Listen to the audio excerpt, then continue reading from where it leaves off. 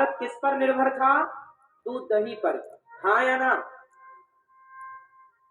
हमारा भारत किस पर निर्भर था? दूध दही पर। हमारे यहाँ दूध की नदियां बहती थी। नदियां मतलब बहुत दूध था।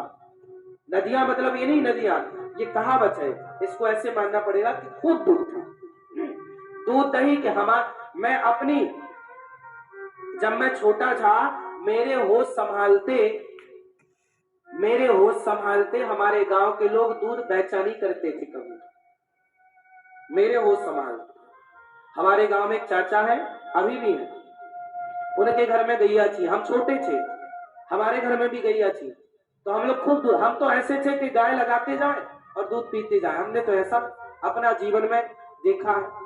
और हम तो गांव के हैं, शुद्ध गांव के, तो हमें गांव का पूरा हिसाब किताब पता है। हमारे गांव में परंपरा थी कि गांव का कोई भी व्यक्ति दूध बेचता नहीं था। दूध बेचना दोष मानते थे। दूध बेचना, उनको लगता था यार गाय का गोरस है, ये तो दे दो, वो दान कर, वो भाई तेरे को जरूरत है ले जा, पैसा नहीं चाहिए। अरे गाय के दूध का क्या पैसा? नहीं, उतना ही लगाते थे जितने घर की जरूरत थी, बाकी बछड़ों को पिला दिया करते थे। बेचने की परंपरा दूध थी ही नहीं। हमारे गांव में दूध बेचने की कोई परंपरा नहीं थी। तेरे को चाहिए ले जा, जितना दूध चाहिए ले जा, दही चाहिए ले जा, फ्री में।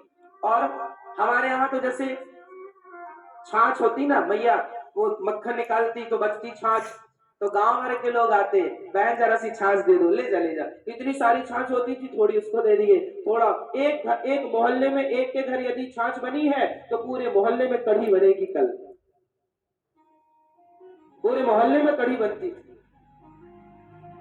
ये भारत था।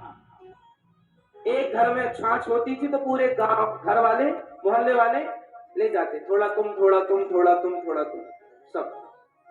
कोई छाछ वाछ तो कभी बिकती नहीं थी। मेरे होश संभाले जब मैंने पहली बार छाछ को बिकता हुआ देखा तो मुझे बड़ा आश्चर्य लगा। अरे राम राम, छाछ बिक रही है, भाई आओ हमारे गांव में फ्री में ले जाओ। आज भी हमारे गांव में छाछ वाछ नहीं बिकती, जितनी चाहिए फ्री में। आज भी हमारे यहाँ दूध तो बिकने लगा, दही भी बिकता है, घी भी बिकता है, छाछ वाछ तो नहीं बिकती आज भी हमारे यहाँ। जितना चाहिए ले जाओ फ्री में। ये भारत था। अन्न पर हम लोग निर्भर थे ही नहीं, होता था। इसलिए गाय को बोला गया माँ, क्योंकि एक जननी जन्म देने वाली के बाद यदि हमारा कोई जीवन भर पालन करता था, माँ तो 6 महीने दूध पिलाती है, माँ तो 1 साल दूध पिलाती है, माँ तो 4 साल दूध पिलाती है, गैया तो सारी जिंदगी दूध पिलाती है। इसलिए माँ है, उसे सम्मान मिलना चाहिए। पॉलिथीन ही ना खाती रह जाए, प्लास्टिक खा के मरती ही ना जाए।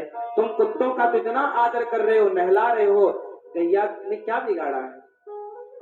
आज तुम्हारी ये जो वंश परंपरा है, ये कुत्तों की बदौलत नहीं है, गायों की बदौलत है। कुत्तों का भी योगदान है, तो उनको भी रोटी दो, सम्मान दो। गली के कुत्ते अच्छे हैं, सम्मान गाय को मिलना चाहिए। आप कितने लोग इस बात से सहमत हैं कि गाय को उसके हक का सम्मान अभी तक भारत ने नहीं दिया? मिलना चाहिए कि नहीं? गाय को राष्ट्र की माता बनाना चाहिए कि नहीं? तो गाय की सेवा हम सबको करनी चाहिए और गाय राष्ट्र माता होनी चाहिए। गौ माता राष्ट्र माता बोलना है, गौ माता राष्ट्र माता, गौ माता राष्ट्र माता। यदि राष्ट्र पिता कोई हो सकता है तो पालन करने वाली गाय राष्ट्र माता क्यों नहीं हो सकती? देश को बांटने वाले यदि पिता हो गए तो देश को जीवन दान देने वाली माँ क्यों नहीं हो सकती? हाँ या ना?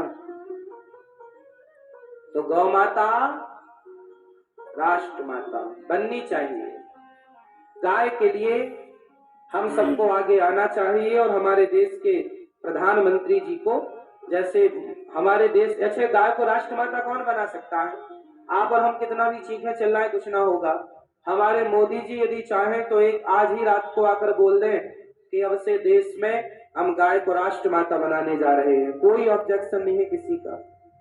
यदि उनके कहने से वो आकर बोल रहे हैं कि अब से 2000 का नोट बंद, अब से नोट बंद, जब उनके